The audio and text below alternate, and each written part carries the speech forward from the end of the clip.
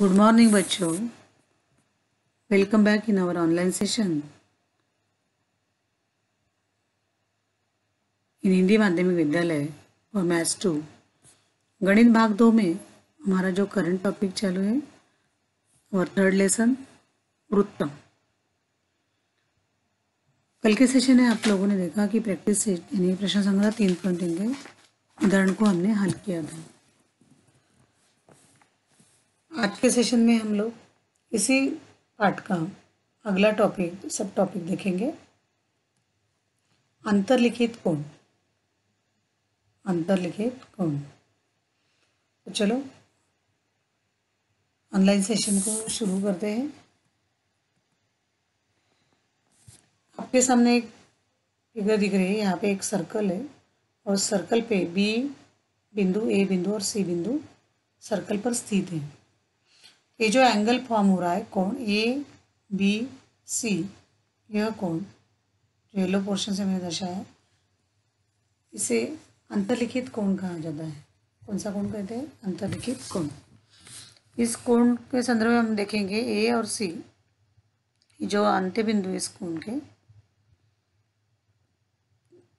जो arc A C form हो रहा है यहाँ पे, चाप ए सी। तो इस चाप ए सी द्वारा ये कोण अंतर्लिखित हुआ है। ये चाप ए सी द्वारा यह कोण अंतर्लिखित किया, जो येलो पोर्शन में दिखाया ना मैंने, ये चाप ए सी है।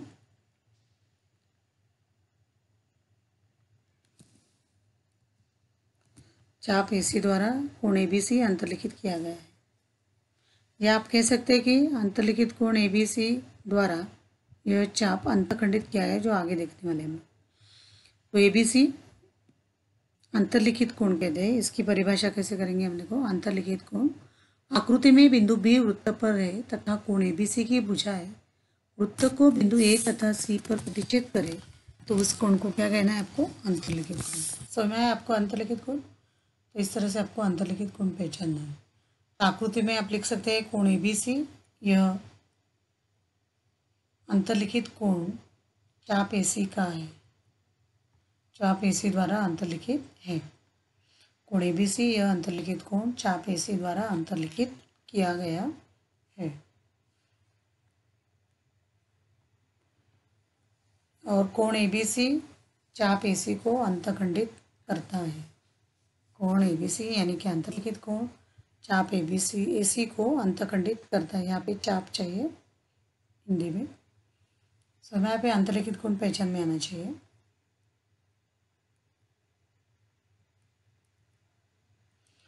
देखो ये और एक डायग्राम मैंने दी है। ये जो ये अंतखंडित चाप है, इस कोण इंस्क्राइब एंगल यानी कि अंतर्लिखित कोण द्वारा, जो पर्पल कलर का दिख रहा है ना, वही।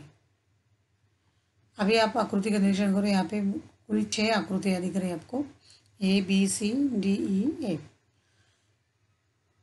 हर एक आकृति में कोण पी क्यू आर अंतर्लिखित कोण है और पी आर उसका चाप है। पी आर उसका चाप। पहले फिगर को देखो आप, आकृति को। पी क्यू आर ये अंतर्लिखित कोण द्वारा ये चाप अंतखंडित किया है, एक चाप पी आर। सेकंड आकृति में पी क्यू आर अंतर्लिखित कोण द्वारा पी आर चाप अंतखंडित किया गया है। और यहाँ पे भी पी क्यू आर द्वारा एक ही चाप अंतखंडित किया गया है। लेकिन नीचे की तीनों आकृतियाँ देखो, पी क्यू आर, यहाँ पे भी पी क्यू आर, यहाँ पे भी पी क्यू आर, ये अंतर्लिखित कोण है। लेकिन अगर आकृति का निरीक्षण करेंगे तो ये पी आर चाप अंतखंडित है, उसके साथ ये और एक चाप अंतखंडित किया गया है। जैसे यहाँ पे आर है, यहाँ पे हमने सपोज एस नाम दिया तो आर एस चाप है, मतलब कुल 2 चाप अंतखंडित किए गए। दूसरे आकृति में भी वही है, पी आर चाप अंतखंडित है और यहाँ पे एक छोटा चाप अंतखंडित किया गया है। दिख रहा है ना आपको? मतलब यहाँ पे दोनों आकृति में ये वाला चाप और ये वाला चाप, ये दोनों चाप अंतखंडित किए गए हैं।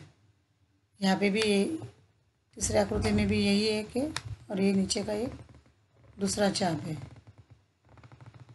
रहा है ना आपको, मैंने डार्क हाइलाइटर से दर्शाया है आपको समझने के लिए। तो नीचे की तीनों आकृति में दो दो चाप अंतखंडित किया गया है, क्योंकि यहाँ पे जो अंतर्लिखित कोण है उसका जो कोण अंतर्लिखित है वो बिंदु वृत्त के बाह्य भाग में स्थित है। यहाँ पे वृत्त पर या वृत्त के अंत भाग में है। जब वृत्त पर या वृत्त के अंत भाग में है तो एक ही चाप अंतखंडित किया जाता है, और बाह्य भाग में हो गए तो दो चाप अंतखंडित किया गया जाता है। यहाँ पे भी ये एक है और ये दूसरा है, दो चाप अंतखंडित किए जाते हैं। समझ आ रहा है? तो आपको चाप, अंतखंडित चाप और अंतर्लिखित कोण पहचान में आना चाहिए। किसी अंतर्लिखित अंतखंडित चाप, इसकी परिभाषा देख लेते हैं हम लोग। किसी अंतर्लिखित कोण के अंतभाग में आने वाला चाप उस कोण द्वारा अंतखंडित चाप कहते हैं। मतलब जो चाप किसी अंतर्लिखित कोण के अंतभाग में आता है उस चाप को अंतखंडित चाप कहा जाता है, उस कोण द्वारा। आकृति में कोण PQR द्वारा चाप PR अंतखंडित चाप है, PR अंतखंडित चाप है। फिर आपको अंतखंडित चाप और अंतर्लिखित कोण पहचान में आना चाहिए। इसके गुणधर्म हम देखते हैं यहाँ पे, अंतर्लिखित कोण के गुणधर्म। पहला गुणधर्म क्या है देखो, वृत्त में अंतर्लिखित कोण का माप उसके द्वारा अंतखंडित चाप के माप से आधा होता है। ये एक्चुअली प्रमेय भी है, लेकिन प्रमेय परीक्षा में ज़्यादा करके पूछा नहीं जाता है। हम गुणधर्म ही लर्न करेंगे, याद रखेंगे। वृत्त में अंतर्लिखित कोण का माप उस द्वारा अंतखंडित चाप के माप से आधा होता है। देखो आकृति का निरीक्षण करो। यहाँ पे एक चाप, हाँ ये जो चाप दिख रहा है AC चाप है।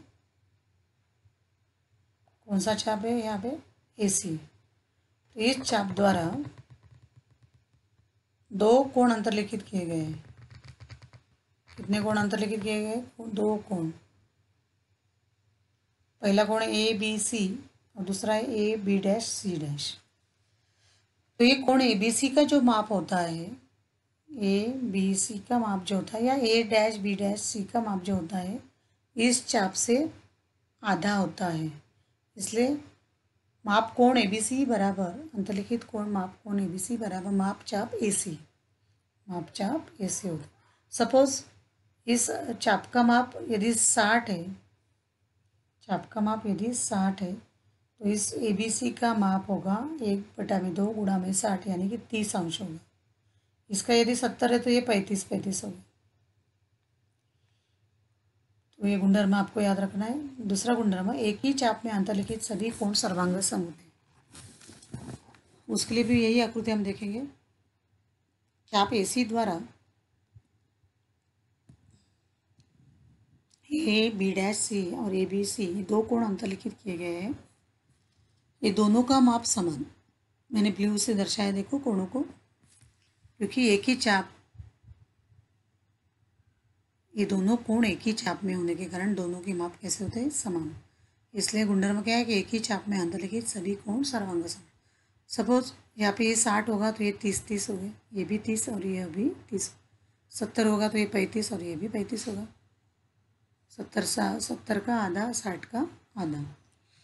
और तीसरा गुणधर्म, अर्धवृत्त में अंतर्लिखित कोण समकोण होता है। यदि वृत्त अर्धवृत्त हो, देखो आकृति XZ, ये उसका व्यास है, वो केंद्र के वृत्त में इस व्यास द्वारा दो भागों में विभाजन हुआ है जो अर्धवृत्त है, और इसमें मैंने XYZ यह कोण दर्शाया है जो समकोण है, यानी कि 90 अंश का होता है। किसी भी अर्धवृत्त में अंतर्लिखित कोण का माप हमेशा 90 अंशी होता है या समकोण होता है। अभी वापस एक आकृति दिख रहा है आपको, एक वृत्त दिख रहा है यहाँ पे, वहाँ पे A, B, C और D ये चारों बिंदु वृत्त पर स्थित है, और उन बिंदु को जोड़ने पर एक चतुर्भुज मिला है मुझे। तो ये A, B, C और D ये चारों बिंदु एक ही वृत्त पर स्थित है। ऐसे चतुर्भुज को चक्रीय चतुर्भुज कहा जाता है, चक्रीय चतुर्भुज कहा जाता है। तो परिभाषा क्या लिखेंगे हम लोग? किसी चतुर्भुज के चारों शीर्ष बिंदु एक, किसी चतुर्भुज के चारों शीर्ष बिंदु एक ही वृत्त पर स्थित है तो उस चतुर्भुज को चक्रीय चतुर्भुज कहते हैं। उस चतुर्भुज को चक्रीय चतुर्भुज कहते हैं। किसी चतुर्भुज के चारों शीर्ष बिंदु एक ही वृत्त पर स्थित है उस चतुर्भुज को क्या कहेंगे हम लोग? चक्रीय चतुर्भुज। चारों शीर्ष बिंदु, जैसे आपने कहा कि एक शीर्ष बिंदु बाह्य भाग में होगा या अंत भाग में होगा तो वो चक्रीय चतुर्भुज नहीं होगा। और उनका भी एक गुणधर्म है, उनके जो सम्मुख कोण होते हैं ना, जैसे बी का सम्मुख कोण डी है, ए का सम्मुख कोण सी है। जैसे दोनों को मैंने ए और सी को ब्राउन से दर्शाया है, बी और सी को ब्लू से दर्शाया है, तो इसका मतलब ये जो इसलिए दर्शाया कि इनका जो योगफल होता है ये सामान्य होते हैं, लेकिन बी और डी का अगर हम योगफल करेंगे तो 180 आता है, ए और सी का योगफल करेंगे वो भी 180 आता है। यानी कि चक्रीय चतुर्भुज के सम्मुख कोण संपूरक होते हैं। चक्रीय चतुर्भुज के सम्मुख कोण क्या होते हैं? परस्पर संपूरक होते हैं, क्योंकि उनका योगफल 180 होता है। इसलिए आकृति के आधार पे हम कहेंगे कोण ए बी सी प्लस कोण ए डी बी बराबर 180, और दूसरी जो जोड़ी है कोण बी ए डी प्लस कोण बी सी डी बराबर 180 अंश। तो ये संपूरक कोण होते हैं, उनका योगफल 180 अंश होता है। सम्मुख कोण संपूरक, ये भी गुणधर्म आपको ध्यान रखना है। अभी इस गुणधर्म को हम सिद्ध करेंगे। अब उस जो हमारा अगला सेशन में ये प्रमेय होगा कि चक्रीय चतुर्भुज के चक्रीय चतुर्भुज के सम्मुख कोण संपूरक होते हैं। यह प्रमेय हम कल के सेशन में देखेंगे। आज के लिए इतना ही। सभी ने पूरा लिखना है और लर्न करना है सभी गुणधर्म।